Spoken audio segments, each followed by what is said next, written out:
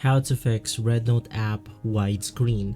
If you are experiencing the widescreen error or problem on your REDnote application, there are simple ways in order to get rid of this problem.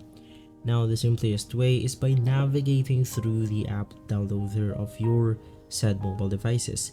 In my case, since I'm using an Android phone, it's going to be the Google Play Store. Once inside the app downloader, you can just go ahead and search for REDnote, and you want to make sure that you have the latest version of REDnote installed to your device, because with the previous version there is the white screen bug within the previous version.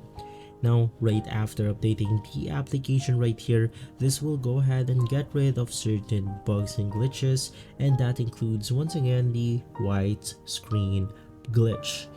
Now, this will go ahead and fix your problem. If this video has been helpful, leave us a like and subscribe. I'll see you on the next one. Thank you.